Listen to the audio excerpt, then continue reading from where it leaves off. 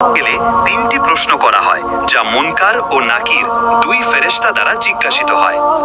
এই প্রশ্নগুলি আরবি ভাষায়, তাদের বাংলা অর্থ এবং উত্তরের নমুনা নিম্নরূপ।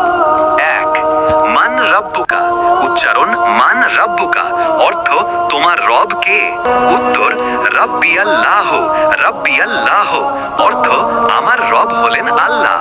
২. মা দীনুকা। মা দীনুকা, অর্থ তোমার দিন ধর্ম কি? উত্তর দীন ইয়াল ইসলামু।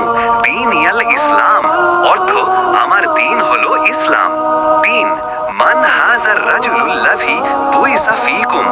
মান হাজার রাজুলুল্লাযী বুইসা ফীকুম, অর্থ তোমাদের মধ্যে প্রেরিত এই ব্যক্তি কে? উত্তর হুয়া রাসূলুল্লাহি মুহাম্মাদুন সাল্লাল্লাহু আলাইহি ওয়াসাল্লাম। হুয়া রাসূলুল্লাহি মুহাম্মাদুন সাল্লাল্লাহু আলাইহি ওয়াসাল্লাম, অর্থ তিনি হলেন আল্লাহর রাসূল মুহাম্মদ সাল্লাল্লাহু আলাইহি ওয়াসাল্লাম। এই প্রশ্নগুলোর সঠিক উত্তর দেওয়ার মাধ্যমে মুমিন ব্যক্তি কবরের পরীক্ষায় উত্তীর্ণ হন।